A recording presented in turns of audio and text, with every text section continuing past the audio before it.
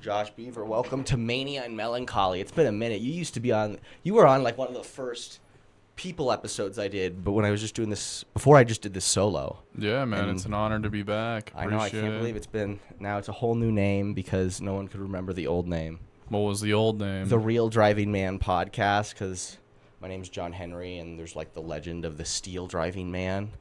And no one got it. No one remembered it. It was a bad joke. That'd be the worst T-shirt ever. I know. What? The real What? Yeah. So then I was like I went to ChatGPT and I'm like, I need cool names, and it's the what now? Mania and Melancholy, which is just MMC, bro. MMC. There it is. You're like MMG pretty much. So we were talking about the last time. You want to tell the story last time you smoked weed? Yeah, man. I'll get to start. So when I was 17, I was like a huge stoner. I was smoking like a gram a day of dabs. Yeah, you look like you smoke a gram a day. Like I would like go to sleep and wake up 3 hours later and just start smoking in the middle of the night just to go back to sleep. And then like COVID hit. I thought I was gonna die. I'm like, oh, there's a disease out here that's like killing people with bad lungs. I'm like, I'm an old lady. I'm going to die from this. Die from COVID. So every time I smoked during COVID, I'd get so fucking paranoid. Like, I'd lose my mind. I felt like I was, like, ego dying on mushrooms, like having an ego death pretty much, like a miniature one. I swear, man. And then, so I stopped. But 8 beers, you're fine. Like, 8 beers. Yeah. Give me my keys. So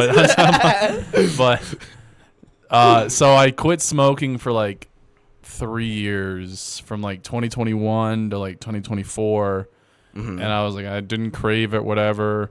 And then I did like a roast battle. A bunch of my homies came out. We were like getting drunk after. I was pretty drunk, and I got the drunk confidence to smoke weed. I'm like, let me see that pen.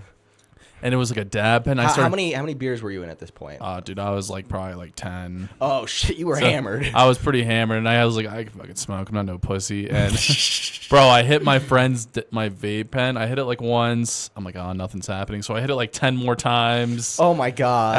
After not smoking for like 3 years. Was your brain like, it's proportional? I had 10 beers, so I need to take 10 hits to be able to battle. My ego is just kicking in. I'm like, I used to smoke. I can handle this. And then we're in the Uber, and I'm just pale as fuck. I'm as white as your shirt. We get back, and I'm like falling asleep and like psychosis, and I just start throwing up all over my nice shirt. I get put outside. I'm sleeping on the couch outside for like 2 hours. Oh my god! Is this at a friend's place? Or is this your it was at a friend's place, bro. Fuck. Yeah, dude. After that, I'm like, dude, I'm never gonna. When your friend is like, you're throwing up so much, you have to go outside. Yeah. Maybe it's not your drug of choice. Nah, and I like ruined a nice shirt I had. I was fucking pissed about that, but yeah, and I lost the roast battle too that night. It went to like double overtime. Who were you roasting? I lost to Cesare, and oh, she is subtly like a really good roaster. Yeah, her and I were like, it was like one of the last ones at Wide Right too, and shit. And yeah, it was crazy, man. I mean, all my friends were like, you won. But I'm like, dude, whatever. Like, I was like, the first 3 jokes, I was like doing really good. And then she flipped the momentum on me. And then she finished really good.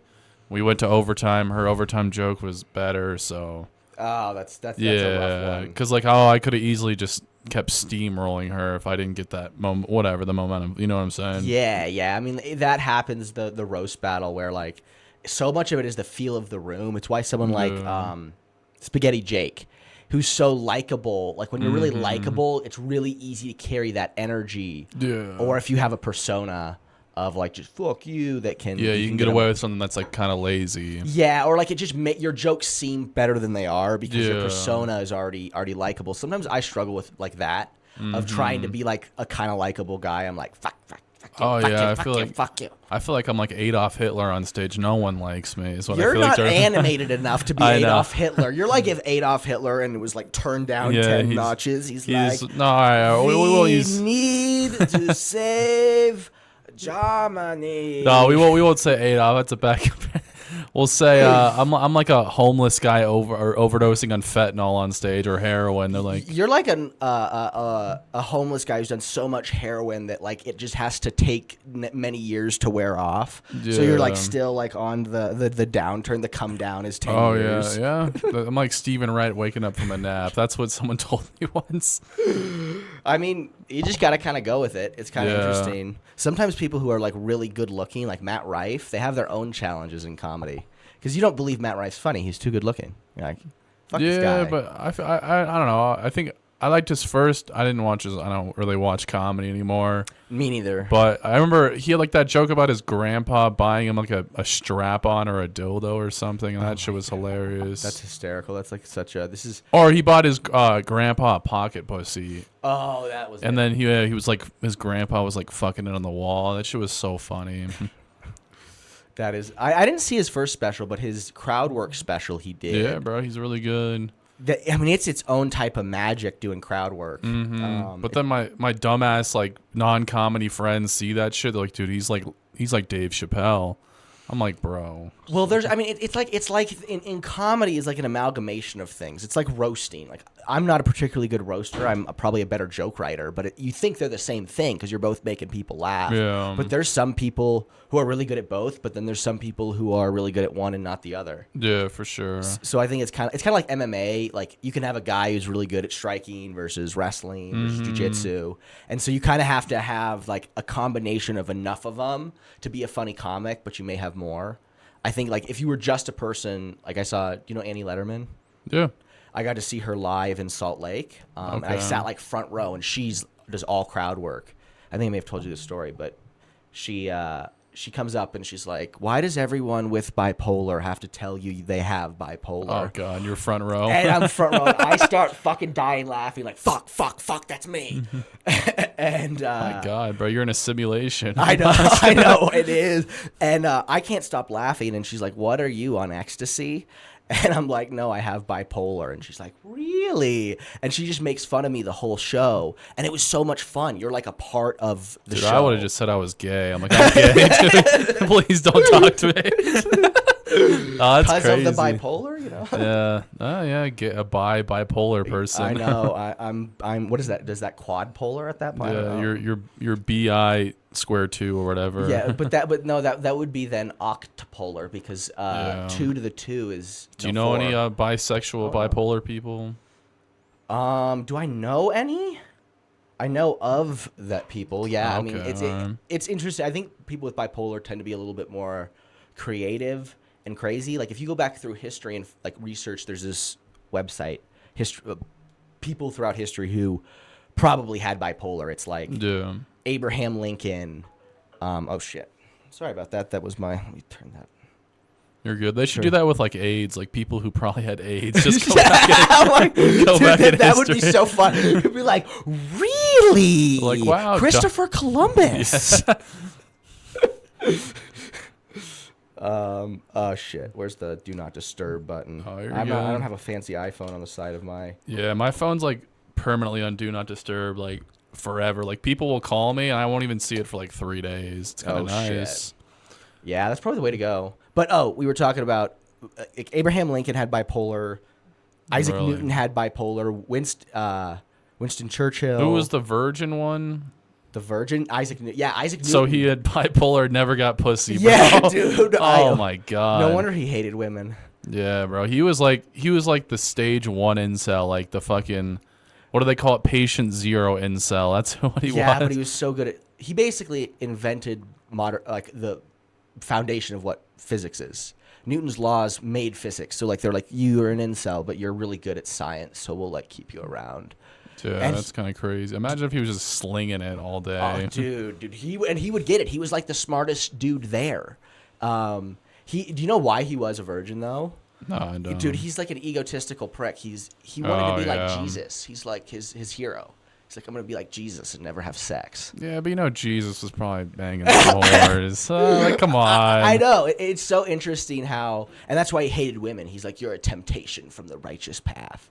Yeah, that is like an incel. Like, that's an incel's doormat. I'm like, dude, this comic came to the Improv, and it was like Daphne Springs, and she was like really good. She was like a really crazy chick. Like, she probably had, I don't know, she might have had like something like that, but she did like a bit about how like the Bible was written by men, so they left so many details out. Yeah. And like, if it was written by women, they'd be like, Jesus just fucked this chick cheated on her, ended this marriage. Oh shit! It would be gossip. Yeah, it'd be like 7 books long. It'd be like the Harry Potter series. Yeah, and it would like end in some colossal weird way where he like gets AIDS and then dies or something like that. Yeah, a lot of AIDS today. I got a liquid AIDS joke. Liquid HIV. Liquid HIV. Instead of like a liquid IV, I said I would do a. It's so fucking weird, but it does. I'm like, I got a liquid IV on heroin, so I have liquid AIDS, is what I say. What? It makes no sense, but sometimes like people are like, oh shit liquid HIV. I'm just. Oh, you're good.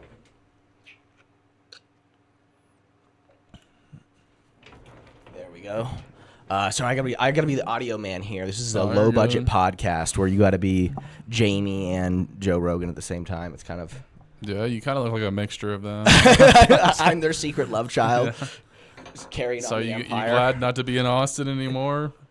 There were goods and bads to it. Like, I think the comedy scene was like not the reason I left Austin. Like, it was probably like one of the reasons I would stay. I mainly just left because I got bored during the summer, especially because it's so fucking hot. Yeah. That during the day when you don't have anything to do, I usually would go to the mountains, or I could do something. I could smoke weed. That was a big thing. I couldn't get weed down there because it's legal.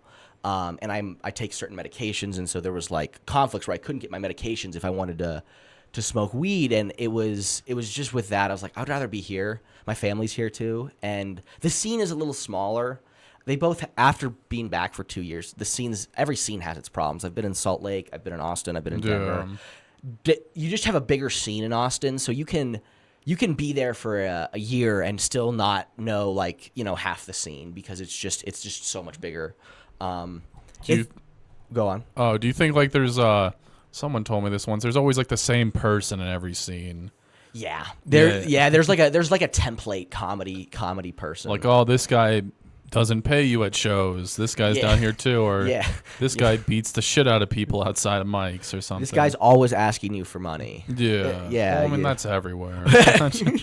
Go outside and look at the street light. This is the lady that pees or takes a shit by the dumpster you wait by to go on Kill Tony, Oh, dude, yeah. I'll pick that up with my doggy bag. Dude, it's great. I went down for the Kill Tony hype, and we were in the alley. Yeah. I don't know if they still do that. I wonder. No, they do it at some bar now. They were like, people were just pissing everywhere. There was like piss all over the floor. But dude, the funniest part of that night. So I'm standing by the door, and there's a guy like a mile away because there were so many people. Yeah. They called his name. He started sprinting, like running as fast as he could. Then they shut the door on him. They're like, yeah, you're blacklisted because you weren't by the door. And he just stood there for 2 hours just staring at the door. Just like, my opportunity. Yeah, he was like a Japanese or Asian guy. I thought he was going to pull a sword out and cut his stomach open. Oh, my God. Dude, like, he was so fucking... Like, I felt bad, but, like, dude, he was, like, kicking a soccer ball a mile away or whatever. Like, on the opposite side of the place. Oh, God. That's insane. And that's the other thing about the scene. I haven't been there in, 2 years now almost. So it's been a minute. So it's probably changed quite a bit. But... you just have a lot of people. One of the things I didn't like about the scene, which you just get at a bigger scene, is half the scene wants to be comedy famous, and like 60% wants to do comedy, And trying to mix between that, people give. One of the things that's interesting about Austin, where its critique is like, oh, everybody just calls you gay. It's just all these, white racist dudes saying these crazy shit. That, I mean, there is a portion of the scene that's that, but it's not the whole scene. Yeah, for sure. I mean, that banana phone. That shit was fun. I was watching like a clip from it, and I remember seeing those people kind of start out, and those fucking roasters are amazing on the spot roast. Dude, God. It just feels like you're talking shit like with your friends. Yeah. And then you go up there and you can't see anyone. My brother slipped a note. Says, "Can I borrow $200?" No, it says he left a can of fucking, Zyklon B, and it's about to explode if we don't give him his bong. Oh, yeah, you can come in and grab your bong, bro. See, this is the quality of the podcast I host. Yeah, the cleaning ladies are on their way. I know, right? Senor John, can I come in and clean? Shit, but yeah, no, Austin's fun. Have you been back for like roast recently, or like? Nah, I'm gonna go out there. I'm gonna go out there for like a Texas game. I like Archie Manning. I'm a little bandwagon for Texas this year, and that's like right there, like the downtown. So I'm probably gonna go out there for a game, and then just go chill there for a week. But I want to go there, but every time I'm like, I don't want to go there. Things start going good here, so I'm like, do I go there? Yeah, I mean that's the weird part of comedy that I've been struggling with recently is the networking part and like opportunities. How do you get opportunities, and then when you get opportunities, how do you manage the ones you want to do versus the ones you don't? Let's see. Well, I just say yes to everything. I'm like a whore for shows. Like if someone's like, dude, come do this show in Florida for $10. Yeah. I'm like, I'll be there on Monday, but like I'll just do anything right now. And then the only time I can't do it is like if I'm already doing something. Like, just say yes to everything. And another cheat code is like go watch shows. Like sometimes like I'll be like, oh, why is this person not putting me on their show? It's because you don't show up. And then I just go hang out. They're like, hey, come do the fucking next week. I'm like, oh, it's that easy. Like, cause like you're booking the old show I used to run. Like you don't think of like everyone when you're booking it. You think of like a couple. You think of like the people you just recently saw, or the people you're closer with. Sometimes you get people who hit you up who you kind of know, and you're like, I don't know you enough to put you on the show. So yeah, and I can tell like as I've running the show, someone will show up. Yeah. Like I'm like, yeah, you want to jump on? Yeah, and that's all it is. Sometimes just go watch some shows. And if you do get a spot, make sure you do good and you thank the host. Even if you suck, be like, my bad. Like if I go to your show and I bomb, I'll be like, oh, my bad about that. It was an off night. Yeah, that is. I mean, that's and if it's a guest spot too, that's another nice thing. Because if you ask to be put on a show and they put you on the show and you bomb, yeah, you're never coming back. Yeah, you're not coming back. They'll say send me a tape and then they'll delete it immediately. Yeah, I mean, and it's also interesting to see at a show who does well. Like people you see crush sometimes maybe don't do as well as you thought they would. Yeah, it's just in a certain room. Well, sometimes it's like think about it, like we're a different version of ourselves every day. Like sometimes like I wake up, I got 4 hours of sleep, I have to go work 8 hours, and now I'm at the show and I'm fighting for my life like mentally on stage. And then like sometimes that will just happen. Like you'll eat shit because you're fucking outside of comedy is fucking nuts. You know what I'm saying? Yeah. But yeah, it just happens. Like I remember when I was first getting on shows, I'm like I'm never gonna bomb a showcase. It's now sometimes I'll just eat living shit. Like there'll be like 4 people there. I'm like, oh god. Like, I mean that is showcases. As I get booked a little bit more frequently, you'll do a show for 5 people, and that's like more common than you think. I mean, if I get 10 or 15 people at my show, I'm like, thank God I at least have this. Yeah, but all you need is like I'd rather have 4 people who are down and laughing than 15 people who are like arms are crossed the whole time. Yeah, that is true. I'd rather, 2 people engaged. People say this. This is a conversation that's been had 1,000 times. Like I hear it amongst people. It's so funny. I can almost predict what's going to be said because it's true. Like if you have 2 people who are, I remember I went at an open mic and there were these 2 girls up front and they were just like engaged with the show. Yeah, and it made it so much fun to do it. They were playing Fuck, Marry, Kill with the 3 comics in a row. And they're just like, kill. Fuck. But I don't know. I'd just say, like, like if you're not getting on any shows, just go watch some shows. Yeah. Do some new stuff. I don't know, just go watch some of your homie shows and be like, yo, man, I'm dry right now. Let me get on. I don't think there's this magical thing you do for stand-up. As someone who's kind of been in that road, is you just have to keep doing it. Because you're going to go through phases where you get booked on a show. Like, I got booked really well from, like, March to mid-May, and then it just dropped off. Yep. Partly because I dropped off for a little bit, but you got to just keep trying to get better, keep going on stage. And then you also, like, it's interesting because you want to balance living your life, too. Like, I have things in my life. I got a girlfriend. I got other things that you want to be able to do. I got the podcast. And you also want to live a life so you have stuff to talk about on stage. Like, if all you do is stand up, sometimes you can mix. And so I think just knowing it's what you want to do and doing the things, there's not going to be anything. Just keep doing it. It's kind of like a marathon. There's maybe you just got to keep moving, and eventually something will happen. Yeah, you just gotta hope it doesn't get bombed. But yeah, yeah, I know. Nah, it's fucked up. But yeah, I don't know. Just don't give up. You gotta outlast everyone. Yeah, I mean, and that's a game. I always say comedy. You choose when you're done with comedy. Like, nothing like makes you lose. Yeah. You just gotta keep doing it. You decide when you stop. It's not like an athlete where you have like a certain amount of time. Where my vocal cords are giving out. He's just too old now. And you mentioned something. I remember talking with you about another comic and how they were stuck in the comparison phase. Is such a dangerous phase to be in as a comedian, bro, dude. I feel like everyone does that when they first start. Everyone does it. Because Instagram's just like, hey, look at my show. I got a show tonight. I got a show tomorrow. I got a show next week. You got booked. You fucking pussy. This sucks.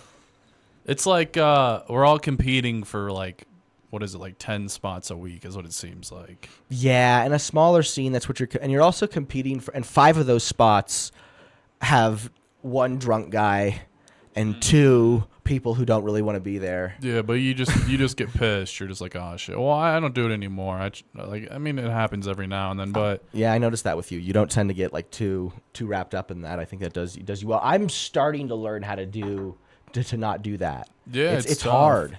Well, I feel like some people, they just go like online and they talk shit. And I'm like, dude, I haven't seen you on a mic in like 6 months, and you're fucking in the Denver comedy scene just talking shit. Yeah. That's the... Oh, congrats. I heard your next guest is Kyle Benavidez. Shit, fuck no. No, we don't have to talk about that. Yeah. But yeah, I don't know. It's a tough... I feel like we just live like in a world where everyone's comparing themselves to everyone. That's what it is now. Yeah, like, it's kind of in the cold, and it's especially... you kind of have to do social media to some degree with stand-up to, like, at least even talk to people. And if you don't have that, like, if you're on that all the time and you're like, well, they have this video that has 1,000 more views than me. Yeah, you can't look at that shit. I just go on Instagram. I look at memes. Oh, you do? And then I just send a couple memes to a couple people, and then I'll look at some stories, and then I'm like, all right, let me get off this. Yeah, I try not even to get on it anymore. Just because because you click on story and you're like, he's on a show and I'm not. Yeah, just do it on your. For a while, I was doing it on my computer. Just do it on your laptop. Just put like Instagram on Facebook on your laptop. Just go on there because it's not like small either. It's like a big fucking like a big screen. I know you can't be like shamefully hide what you're watching. Yeah, and then you're just like you go on there, you post a couple things, and then you just close your computer. And you're much happier. Yeah, that's so interesting. There's a little fix like that. Because I had a couple. We went to go see Louis C.K. a couple months ago. That was interesting at Red Rocks. Seeing someone like Louis C.K., especially some of the openers, I felt like would have done. They did well, but I feel like they would have done better in like a room like Downtown Comedy Works, where it's kind of the Paramount. Yeah, the Red Rocks it didn't like make me want to perform there particularly.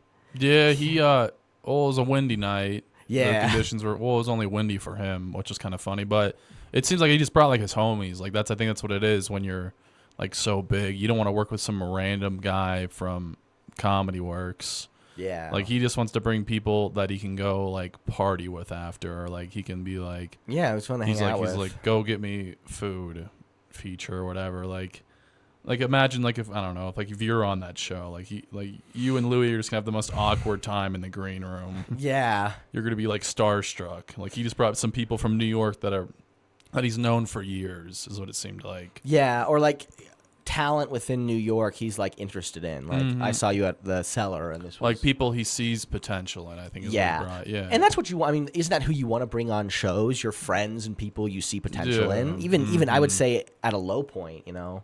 Yeah, because they're going all around the world. Like you don't want to be traveling with some random dickhead. Yeah, I mean you don't want to be with some dude who's just like whatever. I mean, it's one of the things I remember you were telling me about, like.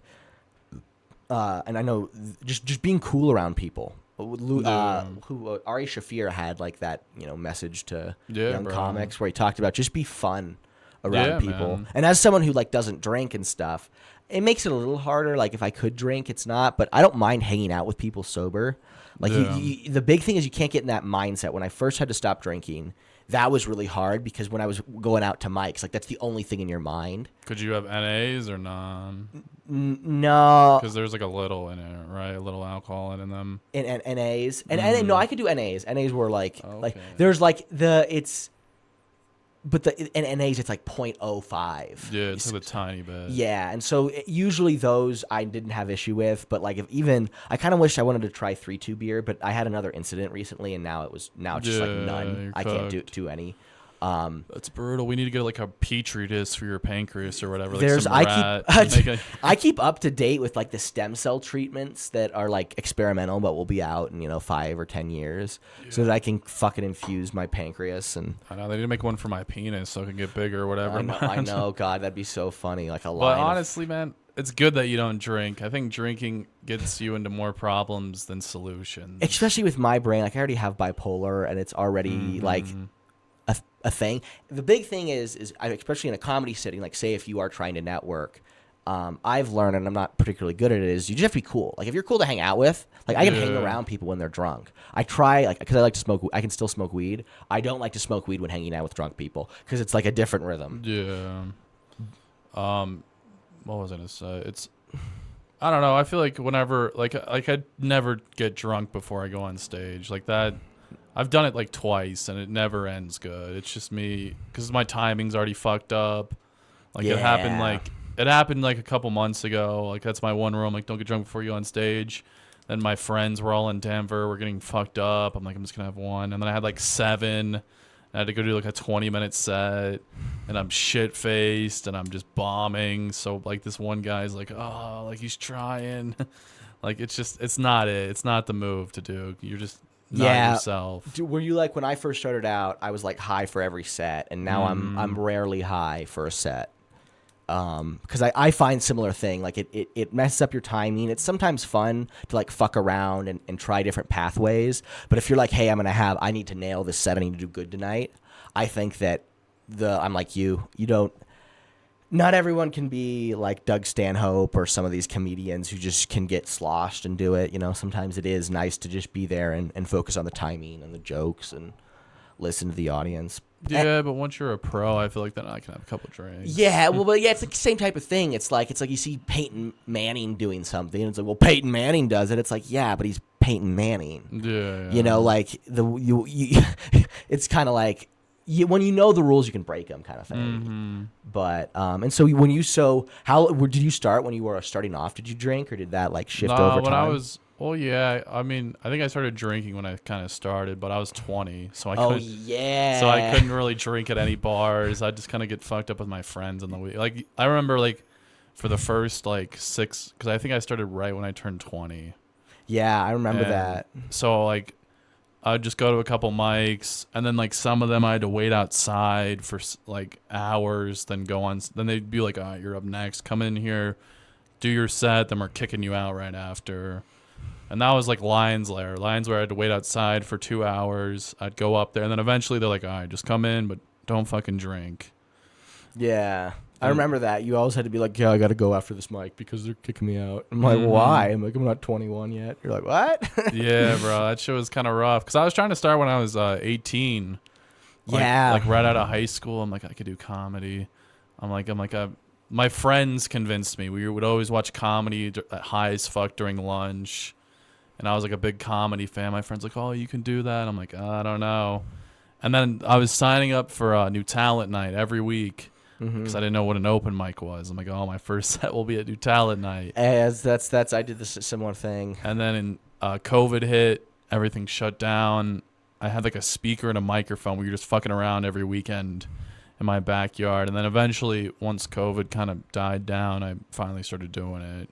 Yeah, I did this because I started right after COVID. I was still doing university, finishing up my schoolwork, and I started doing it, and I really liked it.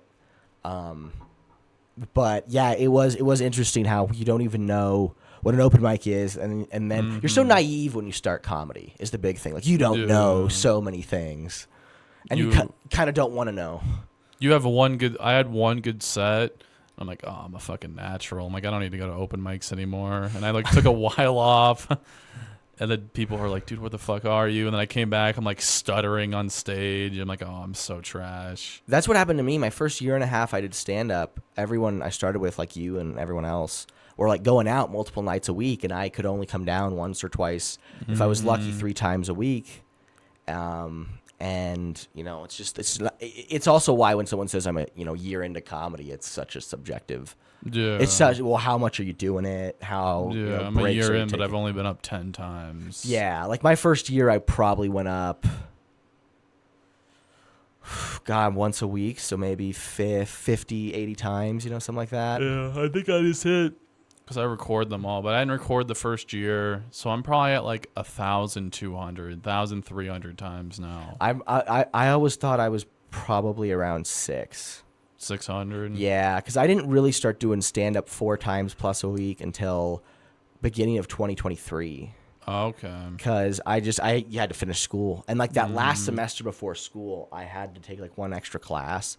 And so I was going like once a week, sometimes once every other week. Yeah, it's kind of hard to get good when you're doing something once a week. Yeah, you have to go more. Even now, like I like to try to get 4 times a week at least on an open mic, especially when you do other things because you balance and it's just time on stage is a big aspect. But what's it like to work at the Improv? It's good, man. It's pretty chill.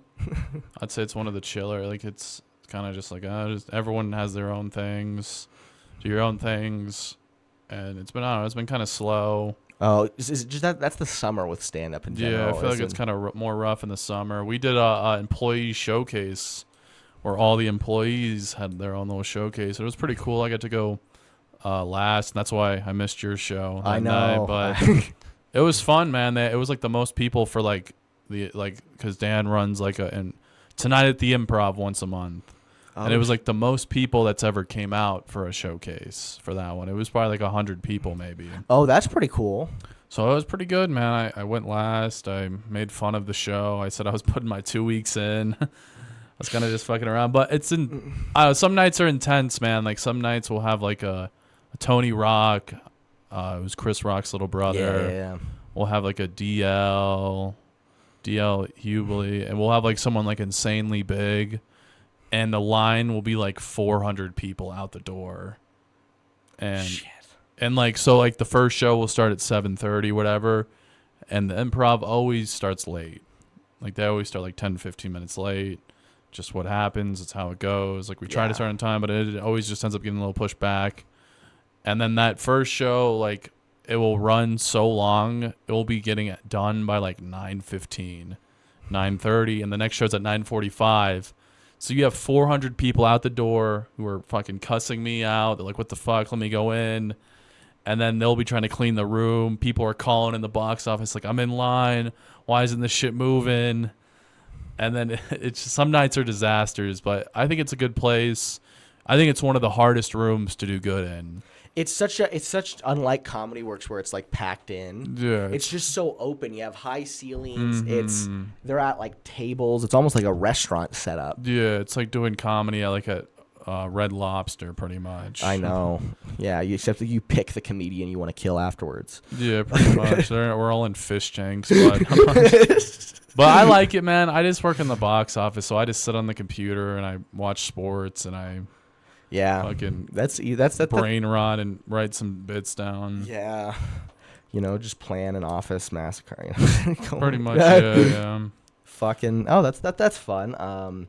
Do you think, I always wonder with, as like comedy moves into the football, like sports seasons, like football season, it's always interesting, like how you have like that dynamic of sports versus stand up, you know? Yeah, Like, the worst time is March. Once March Madness is going on, good luck. If you're booked during March Madness, bro, that's why I was go on booked vacation. in March. Yeah. Like, we'll have this bipolar kid talk why Kansas is missing a shot. I know, right? But that's how sometimes I think that's one of the worst times is like March Madness, because there's games every night, all the time, all day long. Yeah. But I don't know. I like sports. I think sports is good for comedy. Because, like, people are like, oh, like Sundays or whatever off limits because it's Broncos or whatever, football. But who knows? Friday night, people are like, they were looking to do something before the sports weekend. Like, some people, their whole life sports. Yeah. Is that your whole life? No, I just like sports. I'll watch some football. Yeah. But I don't know. I feel like a lot of comics don't like sports. Like football and shit. Like, only like a couple people do. Or like, yeah, it is a good, interesting point. like, people don't really give a shit. When I'm like, oh, you watching the game? They're like, nah. Yeah, it'd be like that sometimes. What's like the craziest thing, the worst show you've done and the best show you've done? The best show I ever did, you might know this guy. I got to open for Tim Butterly one night. You know really? who that is? No, I don't. So he's it was with Jared Chandler. Jared Chandler booked him. Him and Was this in Stella's and Greeley? No, this was they did like a run. They did like Wyoming, whatever, Wyoming. They did Casper. They did the Moxie, and they did Stella's, and then they had an Oscar Blues in Denver, and he like needed someone to fill, so I did it. And like Tim, he's like Tim and Drew Montana. I don't know if you've heard of Drew either, but no, I haven't actually. so they were both like Philly comics. They were like in the Shane Gillis world. Like, I think Tim used to feature for both of them. Mm-hmm. So he's been on like Shane Gillis's pod a lot, and he's down now at the Mothership. Like, he's like kind of like getting in there a little bit. He was just been on the panel of Kill Tony a couple times. Mm-hmm. So whatever, I did his show, and he sold out Oscar Blues Denver. You remember Orrin used to run a mic there? Yeah. Sold it all out. It was like 100 people, 150 people. Oh, like Oscar Blues downtown? Downtown, yeah. Dude, that's a great room too. Yeah, so it was like filled to the brim. And I did 15 minutes, dude. I had like the best set of my life. Like, it was like one of the best sets where like I was just killing from minute like one for 15 straight minutes. Like I was like, oh, I'm gonna do these fucked up jokes. I got like applause breaks from them, and they were like, dude, you're like amazing. I'm like, no, you guys are amazing, but it was cool, man. Because then we went outside after, and like people brought them weed from all over the state.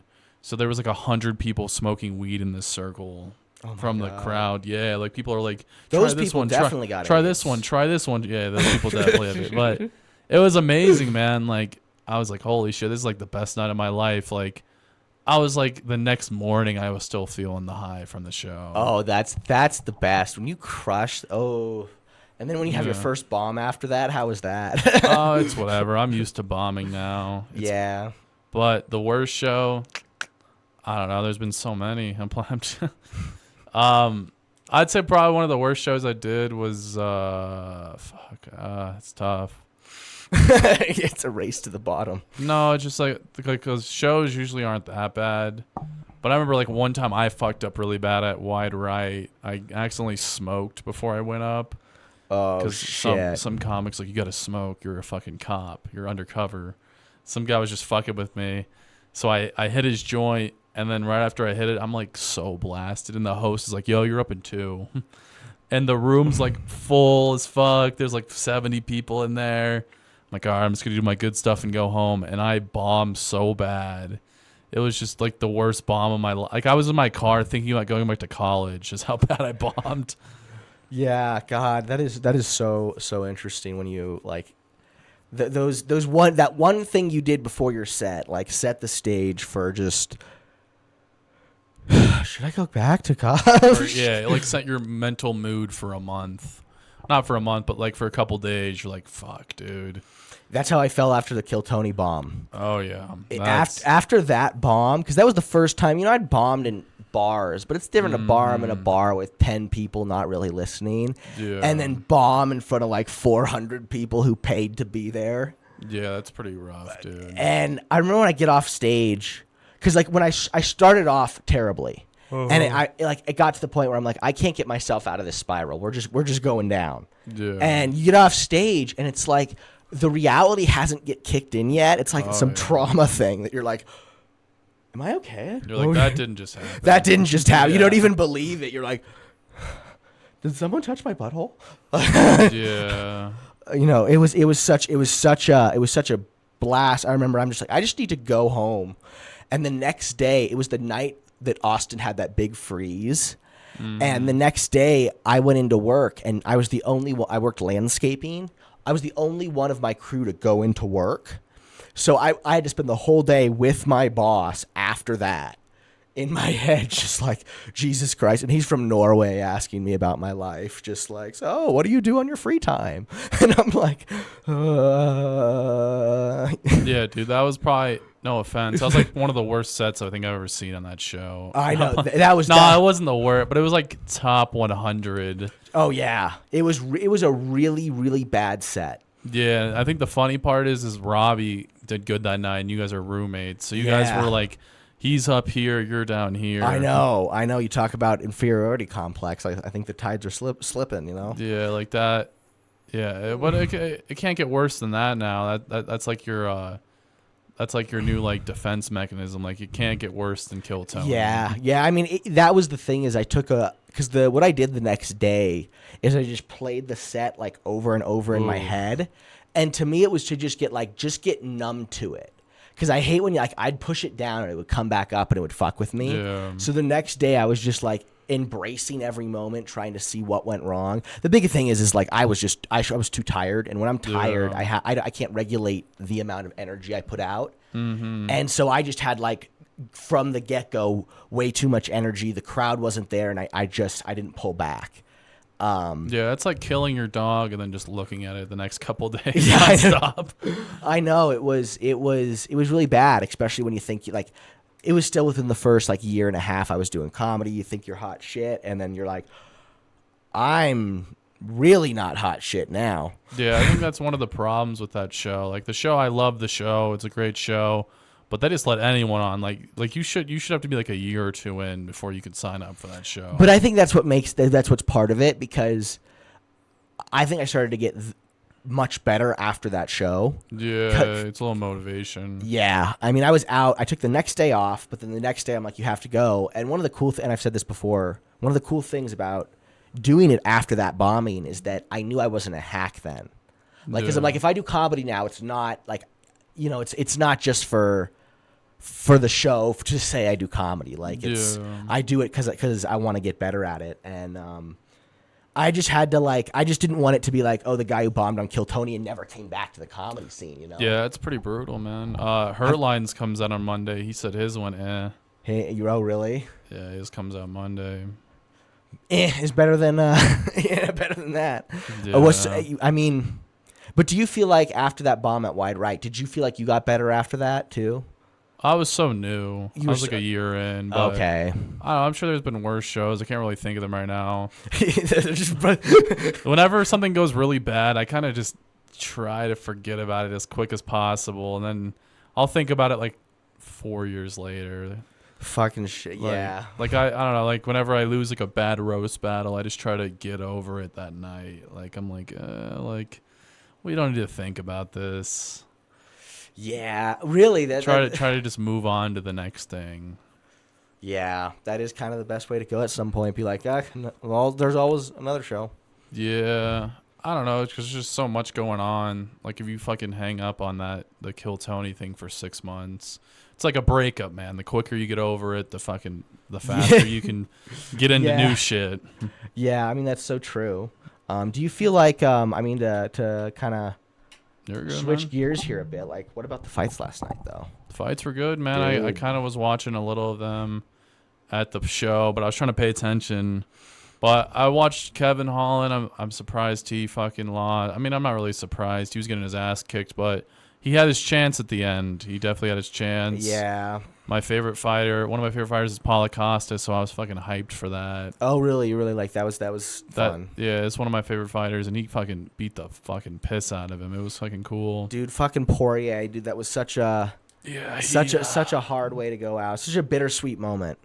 Yeah, but didn't he retire the Korean Zombie in his hometown? Did he retire the Korean Zombie, or was that someone?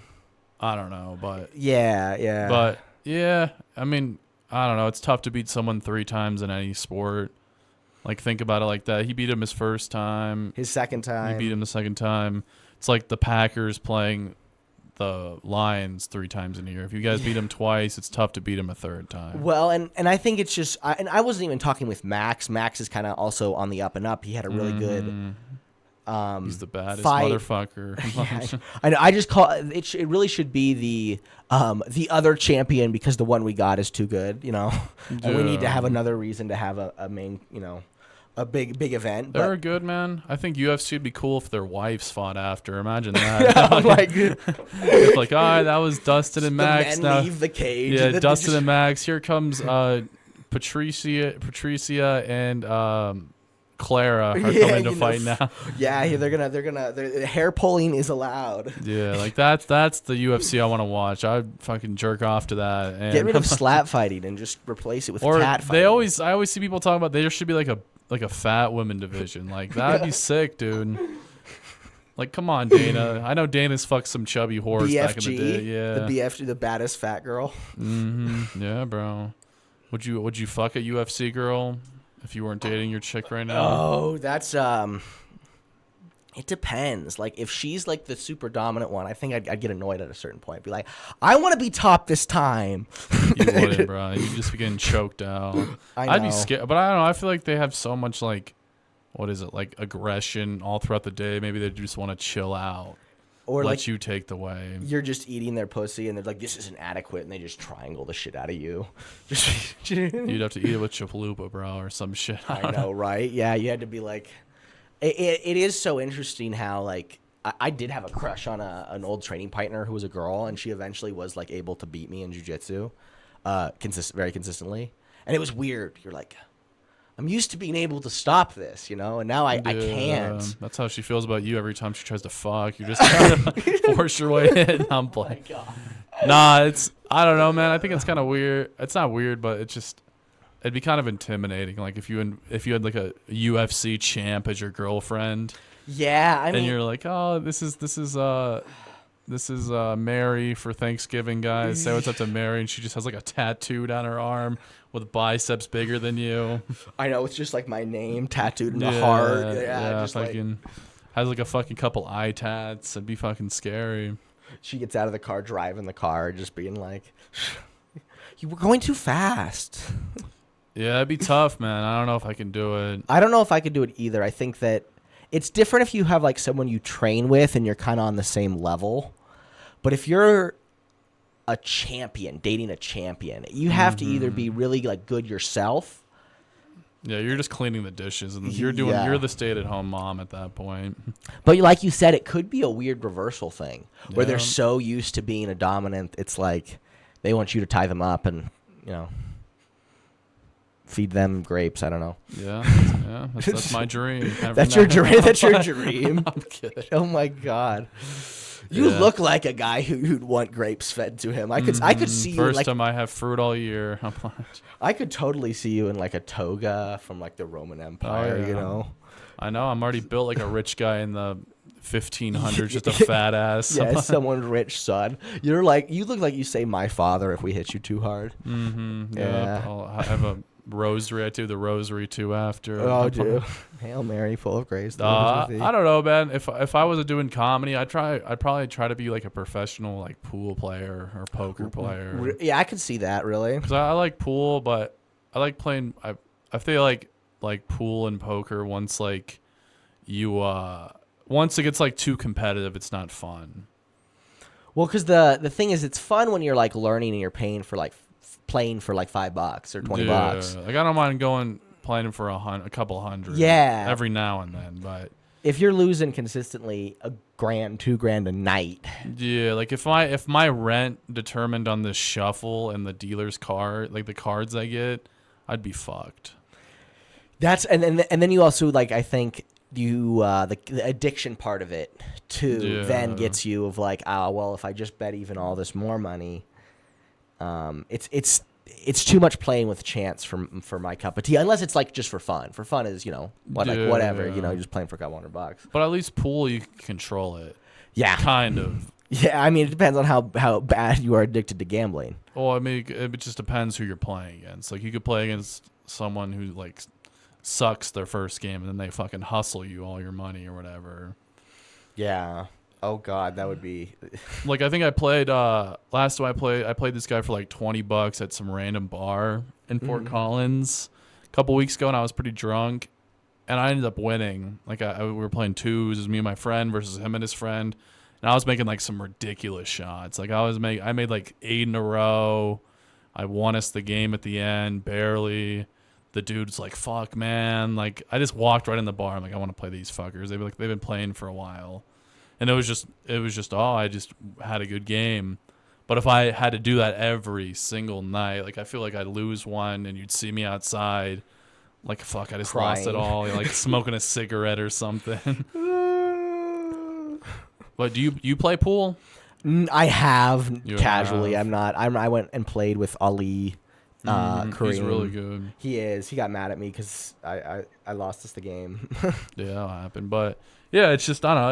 It's a fun thing when you get on a run and that shit. Like, yeah, you're doing good. I started to play. My girlfriend's place has a pool table, and I've started to also like when you learn how to do it and how to hit the ball right. I'm kind of on that cusp of still like learning how to hit a ball at a certain angle. But once you start to get those, being able to make those like angle shots and stuff, I have an addictive personality, so I'm just careful with games like that because I know I can get easily addicted. You'd be playing pool all the time. All the time. Like I got good. I used to play my uncle for $5 when I was like little. Oh really? My uncle's like, you want to play? He's like $5. That's like all the money I had. So I'd win. He'd let me win a game, and then he would just take it all. Oh god, that's so fun. And I'd have to like. And then like eventually I remember one time I got so good. I'm an all right player. I'd say like I'm a little like above average. For poker? For pool. For pool. And like I remember one time I beat him and then now he doesn't want to play me anymore. Like I beat him good. Oh shit. Oh shit. So now we don't play anymore. But yeah. That's just what it was. Just like learning. You have to play someone that's so much better than you to get as good as them. Yeah, I mean, and that's like the thing is you have to like. It's also a time thing with anything you do. Like as I've done more of the comedy and producing the show and the podcast, I've had to take a little bit from all those things to do the others, and two, like my martial arts has suffered a lot. I haven't been able to go train as much. Yeah. And that's just like the way it goes, you only have so much time, and the more time you put into something, the better you get at it. I mean, that's just like with anything, especially, and it's why games of chance. You were talking about poker versus pool. Pool is a little cool. Like you could play for that because you can improve your skills to improve your chance. Poker's like fuck, dude. I could bluff this guy right now, but this guy might be a mania. Like poker, you could I can go up to the casino right now. Buy in for like the minimum. Say I buy in for $100. Yeah, I could sit there for 5 hours and not win a single hand. At least when I'm playing pool, I could play for 5 hours and I might win a game. I'll make some shots for sure. I'm in control of that. Yeah, I think the control is the thing about that makes it feel. But poker also, like you get a good hand, you can win like $500 right in this hand. Oh, shit. Like I won. The most I won up there was. I went up there by myself, pretty degenerate of me, but I went up by myself. I sat down. I lost the first hand. I lost like $50 the first hand. Wow. And I bought in for like $250. Second hand, I won $1,200. Oh fuck. Yeah, imagine that. You win $1,200. You've been at the casino for 10 minutes. I'd leave. I know because that to bet even more. Well, no, it was like I hit a straight flush. Okay. So they have like a board up there, and like the straight flush was like $1,000. Oh shit. So I got $1,000 in cash, and then I had $400 on the table. So I kept the $1,000 in my pocket. I kept playing for a little while. I think I ended up leaving up like $1,800 that day. Oh shit. Yeah, and I was driving home. I was like vibing, playing the music. I'm like, I can stay at the strip club for 3 days with this. I'm going to get double guac at Chipotle. That's how I was feeling. But that does not happen all the time. It happens every now and then. Maybe. No, go on. Sorry, my maybe bad. like once every couple of years, something like that will happen. But it was just lucky. It was all about me getting there at the right time, sitting down at the right seat, getting that hand. There was so many fucking odds that went into that. And how many of those did you have control over? Like where you Zero. sat? Yeah. Maybe, I didn't have control of any of that shit. Yeah, I mean, because it's also chance. Like, how do you know sitting this seat versus this seat? You just don't. You don't know until it's happened.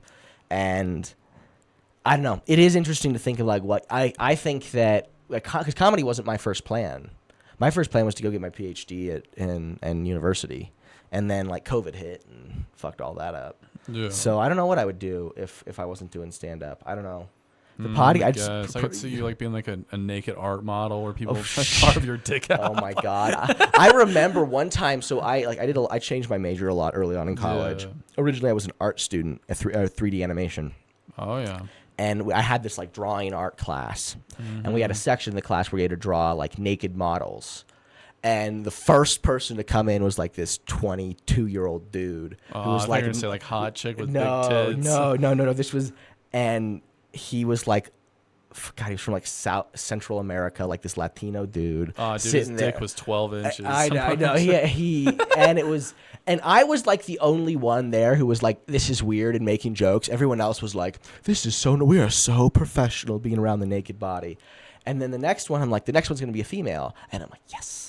And I get there, and she's like 85 years old. And I'm like, she's taking off all her clothes, and I'm like, am I the only one who's like, I don't want to watch this? My eyes. I know. And people, like, my friends would be like, how dare you see this isn't a beautiful human? I'm like, she's fucking naked. I can see her like, pussy lips hanging. I can smell her from here. I know. And then she'd turn like this, and you'd be like, get a waft, and it'd be like, no. Oh, dude.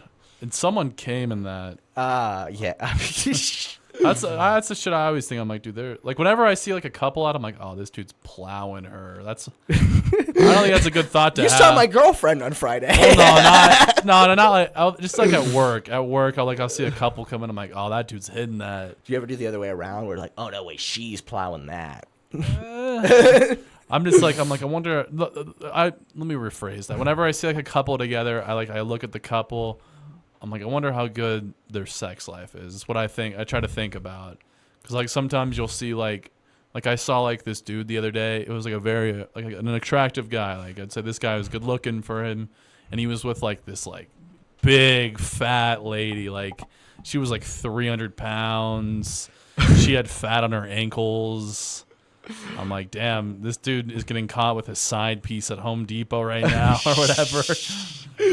Or that's his like main girl, and she's just like she likes to be sit on or something. Yeah, that's like he doesn't have to ever work a day in his life again or whatever. He probably just gets his workouts from like trying to eat her pussy and like just push the layers of fat up. It smells like horsey sauce from Arby's. I know, God. We're terrible. No, it is interesting when you see two people together, and especially if they're like really different, like you said. Yeah. You're like, how does that work? It's like the old George Carlin bit. It's like, how do these people fuck? Are these people able to copulate? Yeah, most of the time it's probably just the dude crying. I know. Make my pussy wet. Cry. Pretty Cry. much, yeah, you're just like, oh God, I feel worthless right now. I know. Oh God. Or the smell's just so bad. It's like onions. You're just like, ooh. Yeah. That really gets me going. But. I know. We support women on this podcast. That is always something that's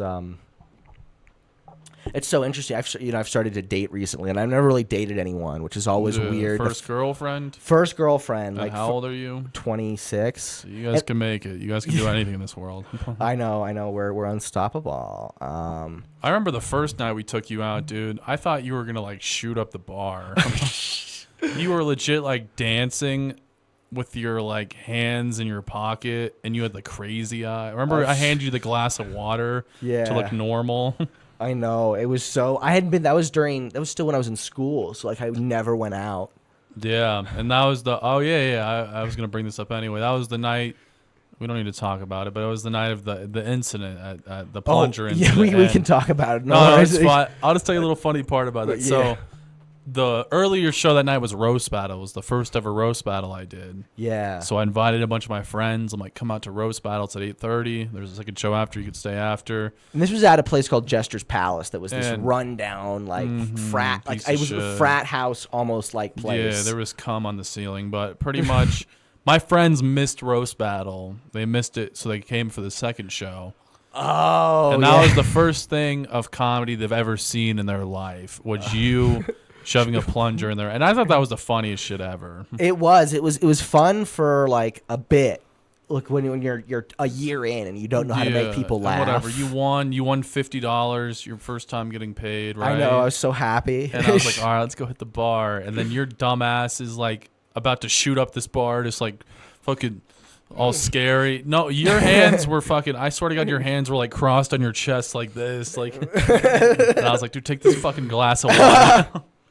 I know, trying to like fit in. We scared 10 women that night. We didn't talk to any of them. We scared them. Yeah, we cost the bar money. They were like, don't let this guy in our place. It's weird because in that moment, it happens to a lot of like people when you spend all your time doing homework.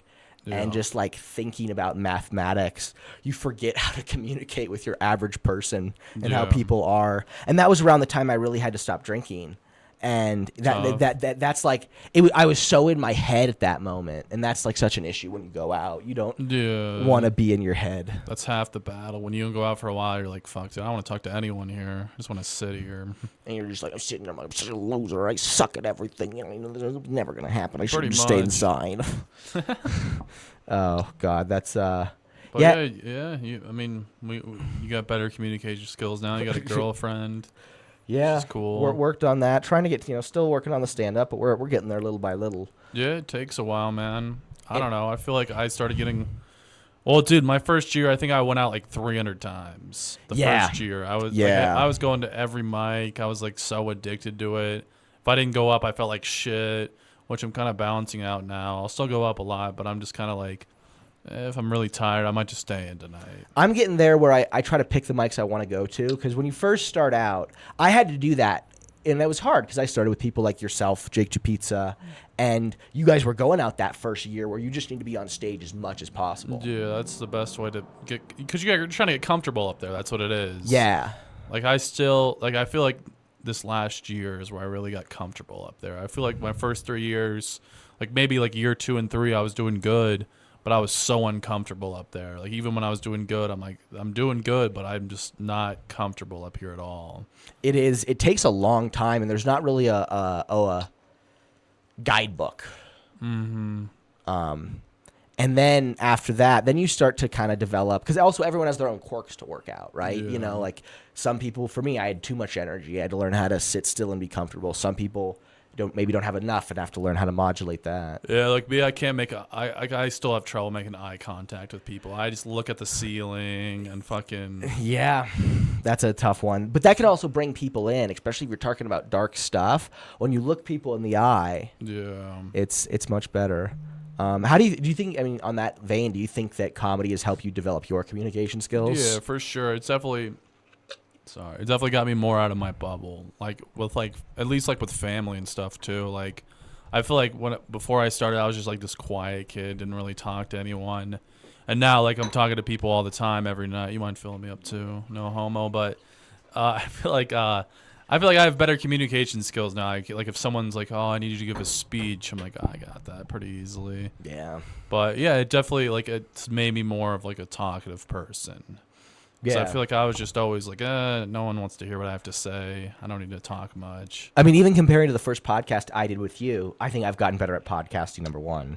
So it's you're also all on me. right. No, I'm just kidding. I'm playing. Fine. I'm playing. No, yeah. You're good. You're a good interview, or you're good to talk with. Well, and that was I remember when I first had I think was it you and Hurtline on. Yeah, we just roasted you the whole time. You roasted, and I didn't have enough to facilitate the conversation, and sometimes it can be harder than you think because it's think you like you're just shooting the shit, but you have to. One of the things I started to do is to like write stuff to talk. Yeah, you talk just wrote. about. Don't say the N word on there. That's I know what you wrote. that was the big one. We said it like 10 times already, but yeah, just and then start.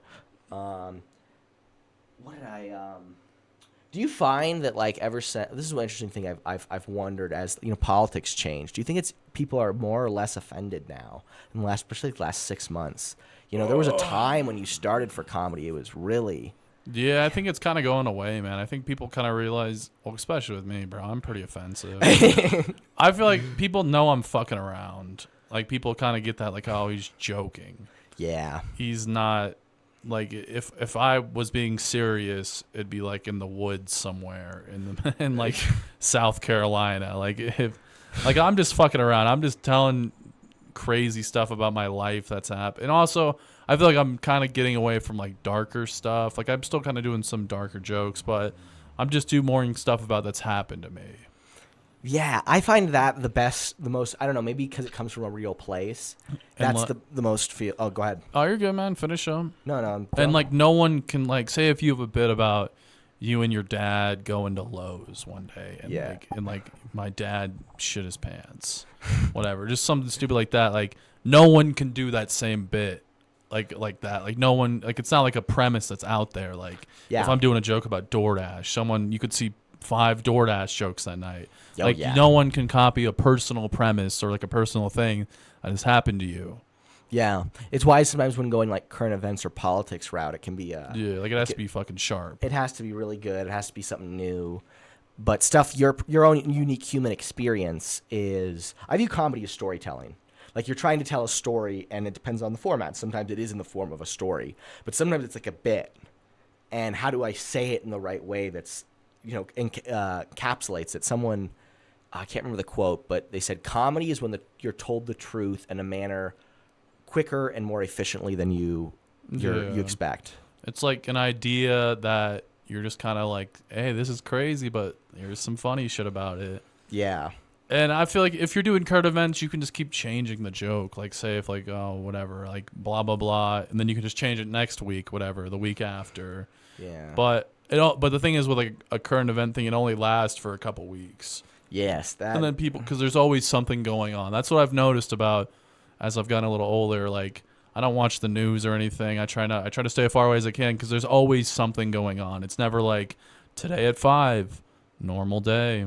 Yeah. Everything's cool today. Like it's always like at 5, your ice cream shop's getting robbed, but here's a dead dog outside of a bridge before. Yeah, I know. It also, one of the things I've noticed when you're writing stand-up, and this can be a downside of doing personal experiences, if it was like an experience that had a lot of emotions attached to it, those emotions can come off more than necessary. Like if you're still angry about something, that can come off. And in political stuff, if you're always taking in all this information, it's going to drive you crazy. And that may come off as intense and angry, and this is coming from someone who's definitely done this, than like funny. And so sometimes I try to stay away from news when I can and just do listen to things I like to listen to and try to go off with air. And it's so hard to be actually funny. I think I was trying to explain to my girlfriend how hard it is to write a joke that works. She said something so funny. She got mad at people when they weren't laughing at people's jokes. Like, these people are going up and they're being vulnerable and they're laying it on the line, and I don't think people in this room are giving them enough credit and laughing at their jokes. Oh man, she's too sweet. I know she is. She's such a sweetheart. With those, because I like doing stuff like that, but I think those I just fuck around. Like I did something like that like a month ago. It was like this guy, these 2 guys. It was their 100th podcast episode. Was this 2 Men, 1 Shed or something? Mm-hmm. Yeah. Shout out them. It was a cool place. Like it was at like their homie's house. They had like a panel. We went up there and did our jokes, and I fucking smashed, bro. Like I was roasting the panel. I was roasting the Mexicans there, and like it's cool. But like people are like writing their sets out. They're like fucking treating it like a showcase. I'm like, dude, we're here to have fun and get drunk. Like that's what we're here to do. We're just like be in the moment, have some fun. don't fucking take this too serious. Like, it doesn't, at the end of the day, it doesn't fucking matter. Like, if I go up on Jared's show or whatever and I murder for 5 minutes, or if I bomb, nothing's going to really change. That's such a good, I think that's, I mean, I love that mindset, and you really have that, I see. Yeah. It's hard to get there. It's hard because especially if you're competitive, like I'm competitive and I want to win. Yeah. When I felt like, that's why when you were like, hit that joint last night on stage on Friday, I brought it up and I hit the joint early in my set. And Jacob Humphreys was like, dude, you became immediately more relaxed. See? And I'm helping you out without even trying. But it is something when you're just fucking around and you don't, and when you care about what you're saying, it is, it's important. And like how, if you can care about what you're saying, like it's something you want to talk about, but not care about the outcome of the joke. Yeah. That is the best. And it can be a hard thing to do, but when you're relaxed, I mean, that shed, I mean, you were relaxed, you're coming up with roasts, you're probably more creative when you're not like, this needs to go right. Yeah, dude, it doesn't fucking matter. Who cares? Like, I think someone also always says that too. Just, I don't know, man. At the end of the day, it's just, it's another chance. Like, someone says it takes, I think Jesselnick said this, you're going to have at least 500 bad sets. And he said when he first started, he was trying to get those 500 out of the way as quick as possible. Like, it's always going to, like, even if you're like, oh, I'm on a, like, because with me, with what I notice, when comedy's going good, it's really going good. Like, I'm fucking on fire. I'm killing all the time. Like, each night I'm like, I can't bomb. But then it will just go really bad. I'm like, oh, I'm bombing. My new shit sucks. Like, you just got, whatever you're in, you just got to try to push through it. It doesn't matter, like, even if you're doing good, it's a little easier right now. If you're doing bad, like, you're just always trying to push to the next thing. Like, okay, that's interesting. So you feel like you kind of go through natural it's like lows. waves of it. Waves. That is a really good analogy. Yeah, like oh, like, holy shit, like, I got, like, I'm gonna have New Face's second round in a couple weeks. Yeah. And I'm like, whatever happens, I don't care. Like, my goal was to get. My goal this year was to get to the finals in one of them, but I'm like, that's kind of like a hefty goal. Like, it's kind of a crazy thing to say, because like I'm only 4 years in. There's someone on there like a BK Sherrod who's like 8 years seasoned. His new shit's better than my good shit. You know what I'm saying? Yeah. I mean, that's but it's so awesome you got there. Is the big thing. I was left out of the contest. I don't know if I told you that. I know. Did you not sign up, or was it? No, I signed up, and she just forgot about me. She didn't know who I was, and I got like the email. It's on my phone. I have it like saved in my email. Yeah. And it was like, you did not get selected for Comedy Works New Faces. Like, keep hitting some mics. We'll see you next year. Yeah. And I was like, when that night happened, dude, I was so pissed. I couldn't sleep. I was like sick to my stomach. I'm like, I'm gonna move to fucking Austin. Like, fuck this. And then I'm like, I'm just gonna hit her up, see what happened. I'm like, yo, like I got left out. I've done this the last 3 years. She's like, oh, my bad. Like, whenever someone drops out, you can be on this date for sure. And like, I added the date.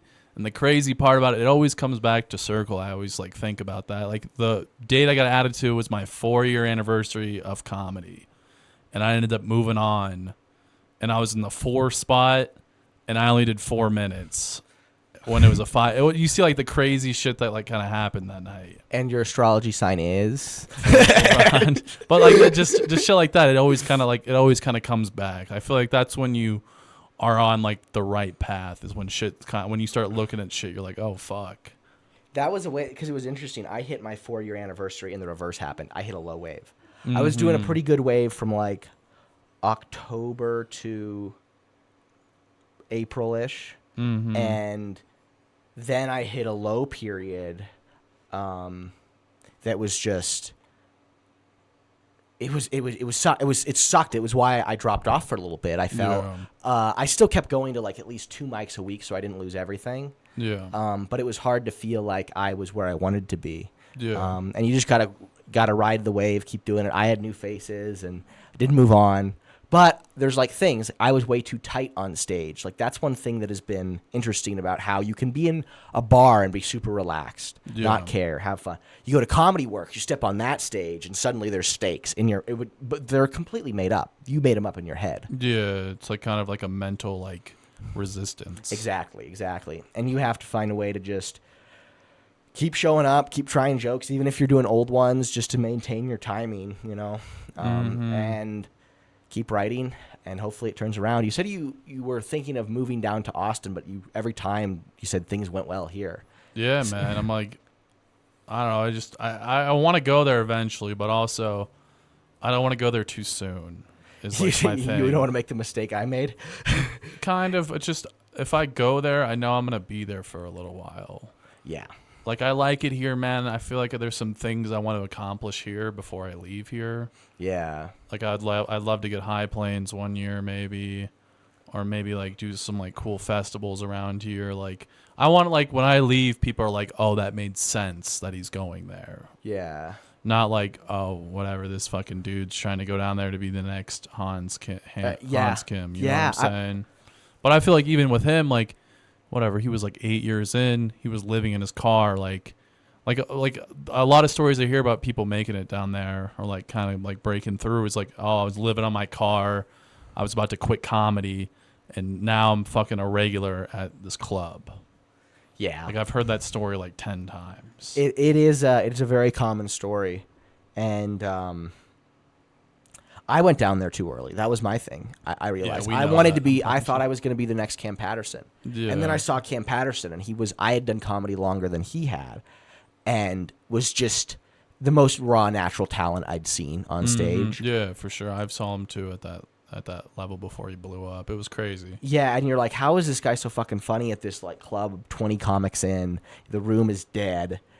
I'm kind of treading water, and he's just, doing fucking freestyle, Olympic level laps around this place. And you have to realize, some people just have that talent. And no, I don't think there's a right path in comedy. No, not at all. I think everyone's path is different, and everyone's end goal is different too. Yeah. But I do want to go down there eventually. Probably when am I, 24? Probably when I'm like 26, 27, a couple more years.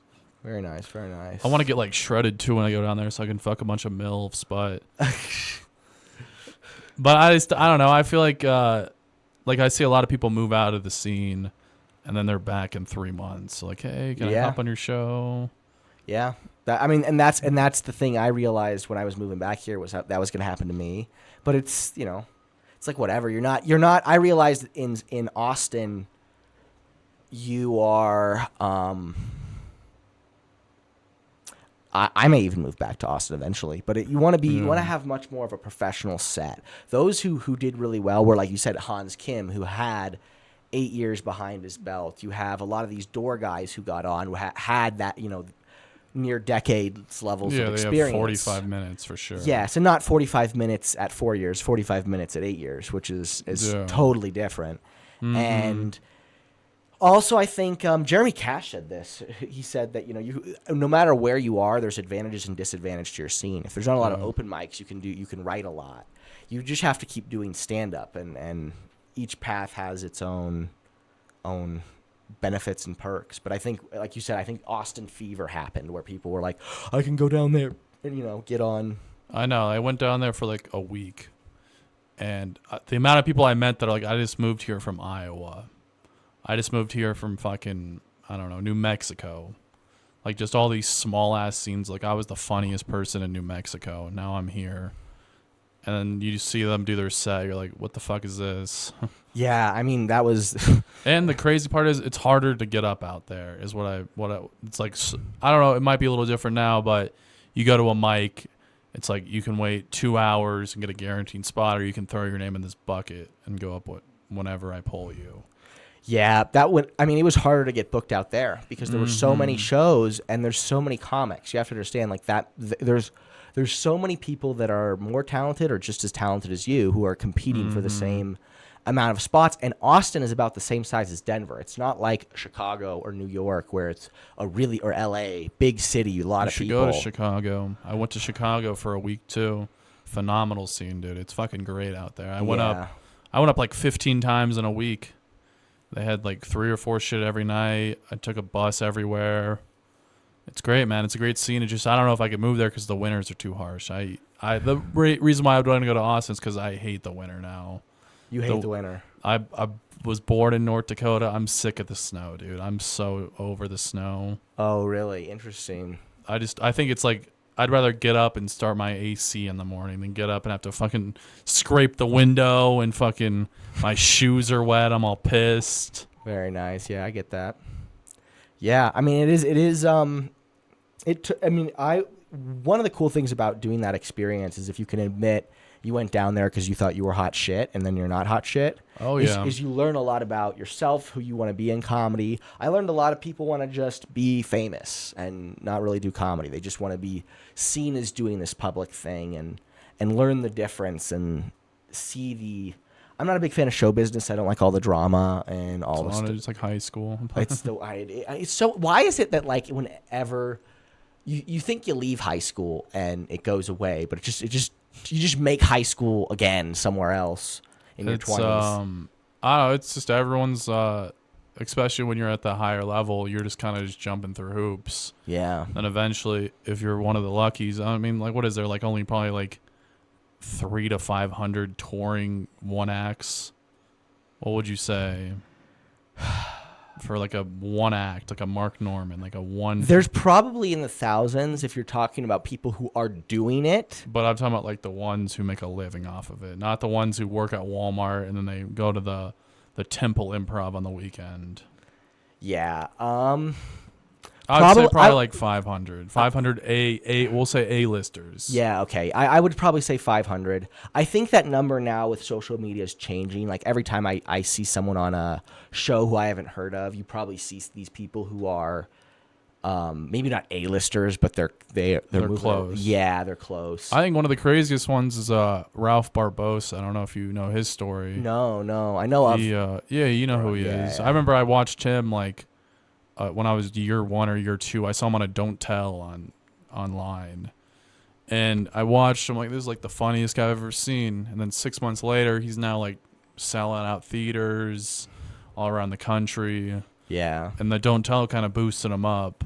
Like an example we know is like Alec Flynn. Like Alec Flynn's kind of getting thrown in the club circuit now. Yeah. He's kind of selling out he'll sell out some theater. And it's a bunch of like bros coming out. Like he's a bro guy, it seems like.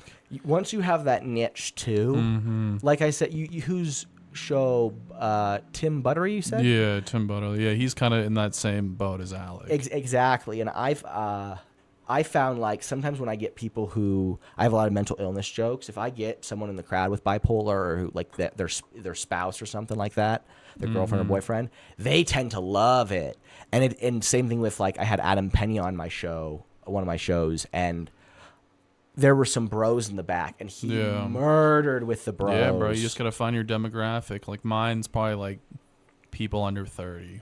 Yeah, mine's probably mentally ill people from a wide age range. You would do good in Samuel J. I forget his last name. He was on America's Got Talent. Connor, I think, but he's this comic with Tourette's. Oh shit! And his whole crowd was people with Tourette's. Yeah. But he was like the funniest fucker in his element. He was one of the funniest fuckers I've seen. Yeah. And you gotta have to do both. You have to have a set that's good enough where it at least passes everywhere else.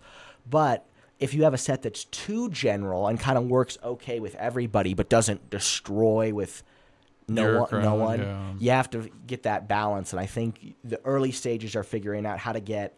You're doing both. You're trying to figure out which crowds you crush with and try to double down on that, but also be good enough and funny enough that if it's not your crowd, you can still kind of figure out a way to make it work. Have you hit the road yet? Besides moving on, I have not hit the road. You gotta hit the road, yeah. man. Like let's see, went to Chicago. I went to Idaho. Went to Wyoming. I think I'm gonna try to hit up Japan this year because I'm going for nice. I should probably hit some people up soon. Yeah. Hop on a little Japan roast battle. They have a pretty good scene out there. They'd probably destroy me. I'm not roasting's not a. But yeah, dude. Whenever I went to Portland too. Portland was a cool example. Like I went with Josh DeWay, one of my good buddies, and we went out to Portland. We flew in. We did the radio Like we had to go into the radio station on air. Oh, really? And that was pretty cool. We were on air, and the dude who was the host, he was the dude on the radio host. He was the host of the show that night. And we show up to the venue. There's like 10 people there, like nothing crazy. Mm-hmm. And I'm doing 20 minutes. Josh is doing an hour. The host is doing 10. The host is like ego kicked in. He's like, I'm fucking 10 years in. I should be featuring. This dumbass should be hosting. And the host like ran the light. And he did really good. The host actually did really good. He had a good set. I go up there. I'm doing I do have like an okay set. Nothing crazy. Not amazing. Not bad. And then DeWade is murdered for those 10 people. But it's just like that. That's when I would kind of realize like, I need to get my shit tighter or whatever. Like I just went all the way out to Portland. I wasted $300 to do all right in this room. Yeah. You know, that is but that is the benefit of going on the road. You know, you get to be exposed to different crowds to see if your stuff can work. And it's something that I have not really pursued for one reason or the other. Probably should do. I don't know. Maybe it is a scary thing to do. I'll admit. It sucks, bro. I mean, but when I went to Idaho, we did 10 shows, and 8 of them were good. Yeah, dang. Like one of them was like 350 people. Shit. It was pretty good, man. I'm like, all right, my stuff works. But it just, I don't know, sometimes it's hell. Like one of them was a really bad hell gig, and they're like, fuck. Where was that? In Idaho. We drove all throughout. We started in the college town, drove all around Idaho. Mm-hmm. And then we had to drive. I had to drive 12 hours back in a blizzard. Oh God, who was this? Was this Pets? Tyler Pets' stuff? No, it was Xander. Xander, that's who it was. But me and Alex, I drove Alex 12 hours back in a blizzard, bro. It was insane. Oh God, yeah, I know a lot of comics have done that Idaho route. It's fun, man. Did you just like take a week off work? Mm-hmm. Yeah, it was January, so Home Depot's slow at the time. Oh, so they were like, yeah, take a week off. We don't give a shit. Oh, fuck yeah. But yeah, I don't know. I'd say hit the road as much as you can. I'm trying to save some money up before I go on the road again. But this is usually what happens. I'm usually just at the mic. Someone's like, hey, man, I'm going on the road. You want to come? I'm like, fuck yeah. Yeah.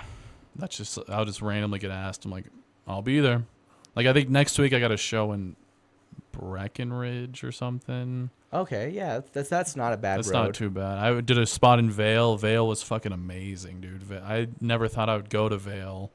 I did like a spot at the hotel, and I fucking killed the hotel. Oh, fuck yeah. Is that the Vail Comedy Festival or whatever? No, it was just some showcase there. Oh, but very nice. I was like, this is fucking badass. Like, doing comedy in Vail. It's like one of the nicest towns I've ever been to. Yeah. That is such an interesting thing, how those things just fall in your lap. Mm-hmm. How you have to just say, sure. Yeah, sure. You just gotta, like, people know I just say yes to everything. Yeah, that's the way to go. That's the way to go. I mean, and it is, I think that's also how you end up making money doing it.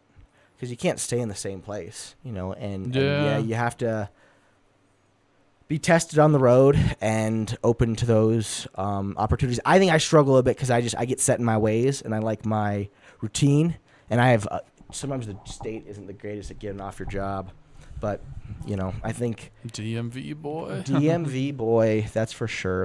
Yeah, I don't know. Also, I don't really care about the money right now. I'm sure if you keep doing enough, one day you have a chance of making some money in it. Yeah. But I'd do it for free if someone's like, yo, come do this 15-minute spot. I'd be like, I'll be there for free. I don't give a shit. Just give me a drink or whatever. Yeah. The money's never been an issue as much as like just trying to do it. Because sometimes when I get money, it feels weird. Mm-hmm. You're like, wow, my set is not really worth this $200. Yeah, no, this is not worth the time. So, I took over your long table show. Were you just not a fan of producing? No, I was just so burnt out from it, man. Like I didn't really care about it anymore. And I saw that you kept talking about how you wanted the show, and I kind of felt bad. All the venues were scared of you, but I did it for a year. I think I did 13 shows. Yeah. And the first 6 months was like amazing. Like I didn't have to do anything. I kind of just booked, and then we had like 70 people come each time. And then it kind of got tough. Like I'd book it, and then there'd be like 5 people there. I'm like, oh fuck. Yeah. And then I was just paying everyone out of my pocket. And I don't know, just I'm going to produce eventually, but it's a lot of work, It's man. a ton of work. It is more work than I expected. The amount of times you have to figure out logistics, number one, of getting people on the show, getting people paid, advertising, and then there's like the drama that comes from booking a show that you didn't expect, where you're like, oh, I booked this person who doesn't like this person, and then you find out all this stuff you didn't even know about. And it's part of it. And then like sometimes you put in all this work and then 10 people are there and you're like, fucking shit. It's like having your birthday party every month. I know. People are like, dude, you're 70. We don't give a shit now. I know. You've asked the same people to come out to like 12 comedy shows. It's going to be different this time, guys. Yeah. I swear. It's just tough, man. Before I produced, I'm like, man, fuck these producers, these gatekeeping assholes. But now I'm like, all right, man, I get it. Like, yeah, you get hit up on Instagram more by people you kind of know, but not really. Yeah, it's fun. Yeah, that's always, that happened to me too, man. Like someone would be like, hey, man, I'd love to be on your long table show. Here's a clip. Here's a tape. And I'm like, dude, I'm not going to watch your tape. I'd rather watch you in person. Yeah, I'd rather know you too. Because, like, someone can show you a tape. I remember, and it's interesting who hits you up. There's some people who, like, I saw at Mike's once and thought were funny and then never saw again. And now you're, like, hitting me up to be on a show. It's like, I don't know, maybe it's a bias I have, but I like to at least see some people out trying stuff before I put you. And I never asked to be put on shows, which some people do. I just don't think it's a good idea. Yeah, it's like you said earlier, you ask, you bomb, you're not going to come back. But I don't know, you get to a point where, say, if I've done like a show, I've done Tom's show a bunch of times, I could probably be like, yo, Tom, you got any spots coming up? Like, we've already have that relationship. Yeah, it is a little different. And learning how to build those relationships is all key to having some success doing it. Yeah, just like you said, you got to be chill with everyone. Just I don't know, just try to do your best when you show up to a show. Like, it's not always going to be perfect. Like, sometimes the crowd might not be on your side. Yeah, that is tough when you're doing jokes work, and it's like our wavelengths are off and we're just going to kind of eat shit through this. Like, let's see, I went to the Fort. I kind of struggle at the Comedy Fort. Really? Because they're like very like PC up there. Yeah. So that's a place I'll kind of struggle at. Like, I remember I did Fort's Funniest last year. I had to go second. I was sick for a week before, so I wasn't doing anything. And that was like the first time I got to go back on stage was after that week was the Fort. Remember, I just didn't do that good. And I'm like, oh, fuck. Like I could make the excuse, but I'm like, nah, that was just you tonight. You sucked.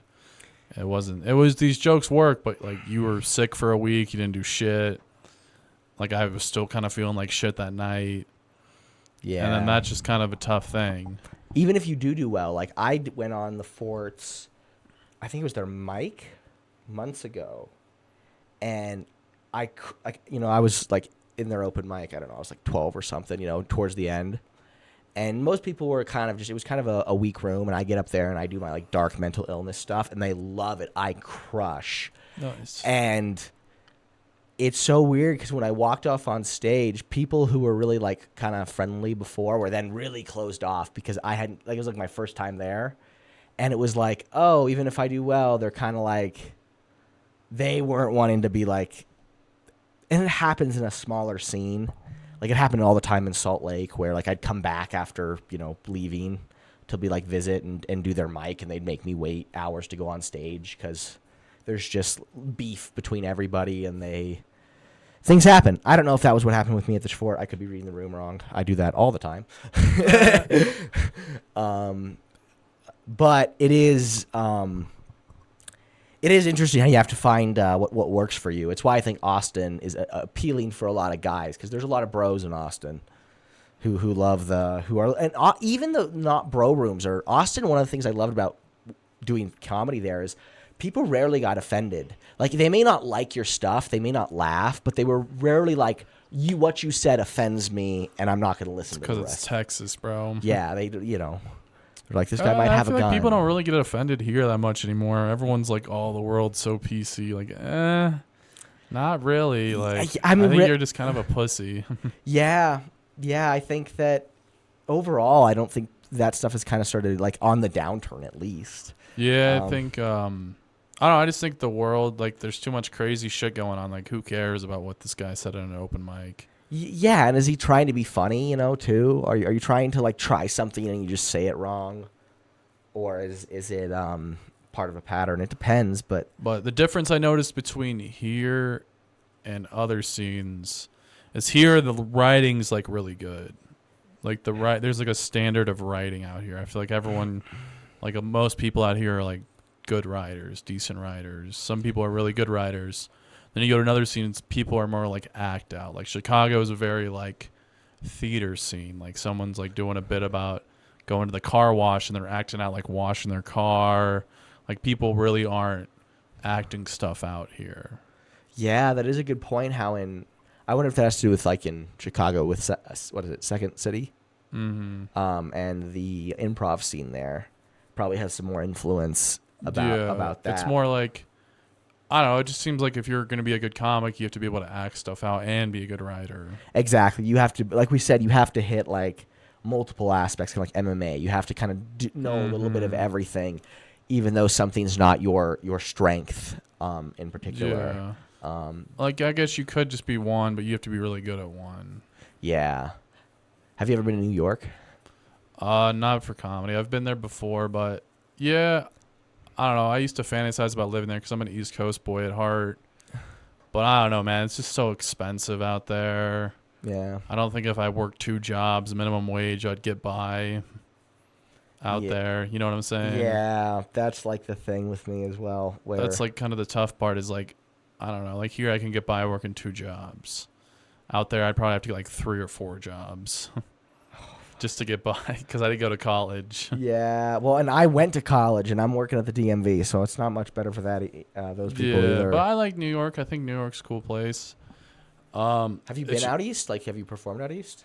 Not yet, man. No, nowhere. So are you? Because I know you're a Ravens fan. Is your family from Baltimore? Or no, they're all from here, man. So my dad was in the Air Force.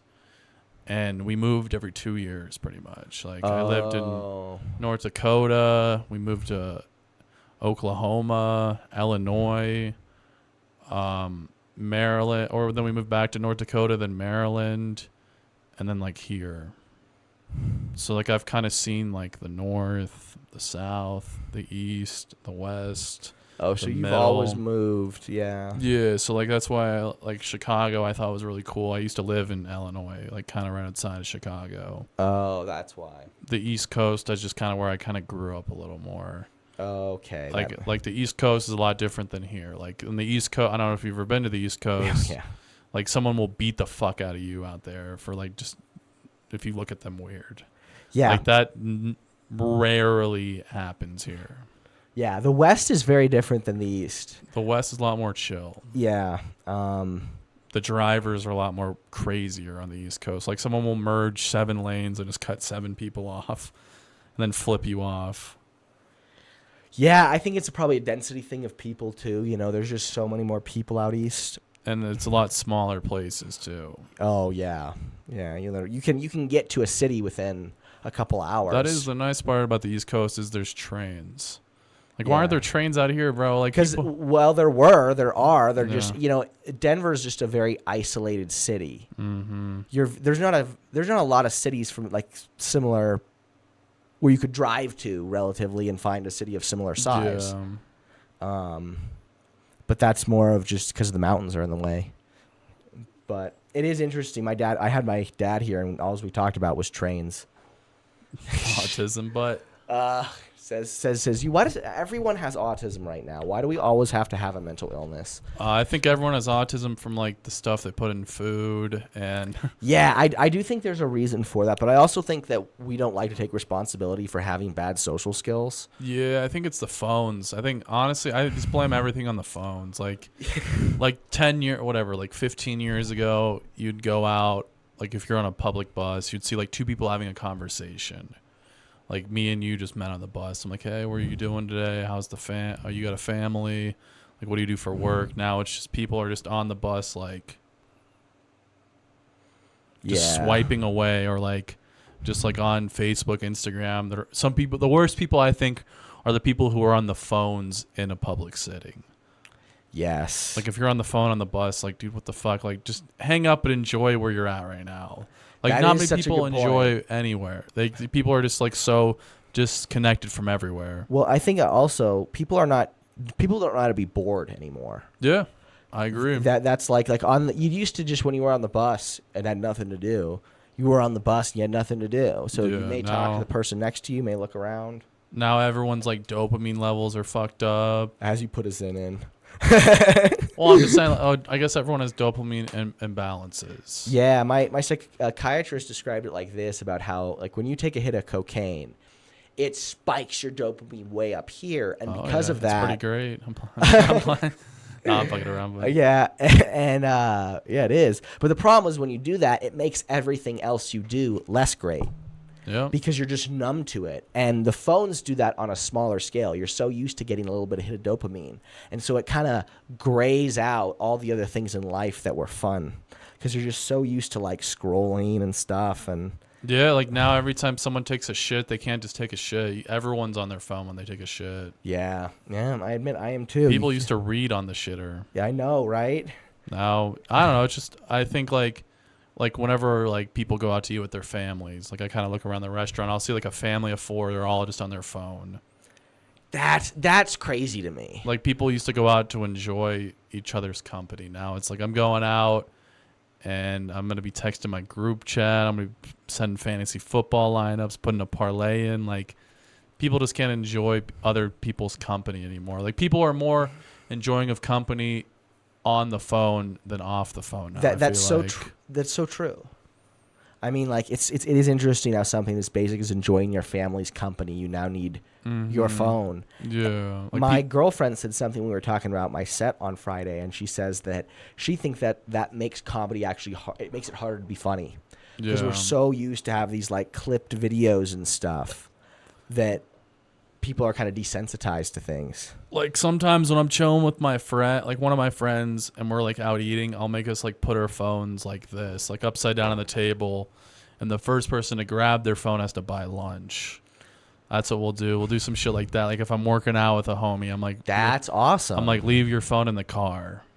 I'm like, we're just gonna, cause like you ever work out with someone and they're just on their phone the whole time, like they're working out still, but they're just like. Whenever they're not working out, they're just on their phone. You're like, dude, what the fuck? We're here to fucking work out, not fucking go on your phone. Like, dude, you can go on your phone fucking 18 hours out of the day. Yeah, I really like more of those. I really try, because sometimes you're always like, well, I need to get work done on my phone. But no, you don't. You're not getting working out. Yeah, we're working out. We don't need to. I might do this like in the next, like I like going camping. I like leaving my phone at home. Like, I think that's pretty cool to do for a couple days. Like, you're just chilling with nature. Some hippie shit I like to do. Fuck yeah. Or, like, I don't know, try going to a concert without your phone. You ever do that? Ooh, that would be a good one. Mm-hmm. Would you ever get a flip phone? I would consider getting a flip phone. I would need a podcast or like an what is they? Like a iPod type thing because I like podcasts. What time are you gonna be out of here too? Probably like 10 minutes. Cool. We can wrap it up. I would consider it if I didn't have to do for social media for advertising things. Yeah, it's kind of tough. I would get rid of it. I wouldn't mind. I have enough things I like to do in person. I like to do this. I'd probably me and my homie, we did this thing on iPhones. They have like a screen lock or whatever. And we did this for like 6 months. We don't do it anymore. But like he set my password, I set his password, and we had like a 2-hour a day limit of like social media, everything. And then at like 10 p.m. your phone locked for the night. Like no music, no YouTube, no nothing. And we did that for 6 months. But then, I don't know, it just kind of got weird. Like sometimes I'd be like texting a chick and then my phone would lock up or something like that. But I don't know, I think that was a good thing to do. But I don't know, I feel like you kind of also need your phone for stuff too. Yeah, I think I try to do like, I actually did this last week where I do grayscale on my phone. Oh yeah, dude, that's so dumb. It can be helpful to be like when I'm grabbing my phone to do something because it's not as enticing. Yeah. True. But I don't know, I just feel like the phones are gonna like, they're just holding a lot of like creativeness back. I do too. I think one of the things, I'll use ChatGPT to like write podcast descriptions because I don't like Yeah, that's do fair. it. Yeah, but I really try to limit it to certain things and not use it to write jokes so that you force yourself to be creative and work those muscles. I think that these things can suck the life out of things, and being really present with people is really important to learn how to sit and exist with someone else and maybe be a little bored. I love that you're doing all those types of things because I think these you can have them as a crutch. I need to do this. I need to do this. Oh yeah, the next generation's probably cooked, man. Like I know. saw like a 5-year-old on an iPad the other day. I'm like, oh, he's fucked. Yeah, you really shouldn't give children because they get used to it. Mm-hmm. Like I remember my first phone was like 8th grade, which was pretty late for my age because when I'm like 24 now. So my first phone was at like 14. Same. And I remember like everyone, like I remember when I was like in 5th or 6th grade, everyone had iPhones, and I was the only kid without a phone still. I would wait till high school to give, or middle school or high school to give my kids something. I know it's hard when all your friends have it too, but I don't know if it's good for kids. I don't think I actually, Jonathan Haidt has done a bunch of work on this. I think that, to kind of wrap up on a fun, scary note, like I think this AI stuff is going to fucking radically transform the world. Yeah. And I think individuals have to start like having their own autonomy. Like how they did a study on kids that use ChatGPT as much, and their brain starts to deteriorate because it's not critically thinking. Yeah. Or I don't know, deteriorate might not be the best way to describe it, but it changes based on just never having to critically think. Mm-hmm. And I think that it's just kind of like how, they made those chess robots that learn how to beat humans like every time, Yeah. But we humans still play chess. I think it's something like that where like, yeah, there's this AI that can do everything, but we humans enjoy still having the competition amongst humans. I don't know. Yeah, it is kind of getting scary, man. Yeah, I don't know. It's one of the reasons I went into comedy because I saw the world getting scary at the time, and I'm like, I don't want to die not going after my dream. Yeah, man, it's a good thing to do. I remember we can end it with this if you want. My first time doing comedy was forced by my friend's dad. He found an open mic for me. He found like the 5280 comedy scene. Oh, really? And he was like, yo, there's an open mic at Mercury Cafe this Sunday. You're going to go to it and you're going to try comedy. We're all going to come out. That was like my first time ever doing it, was like being forced by like someone that knew I wanted to do it, but I couldn't do it myself. Yeah. Yeah, it is kind of it. So and how was it? How was your first set? It was good, man. I told a joke about putting my dog down, and this guy laughed, and his wife was like, "We don't laugh at that shit," and made him leave. And I had no clue what to do. I was like a minute in, so I just ended there. But I actually did like decent my first time. I didn't do too bad. Same. And now you're here, so still working after it, Beaver. This has been so much fun. Yes, sir. Thanks for having me, man. Thanks for doing this. Yes, sir. Anytime.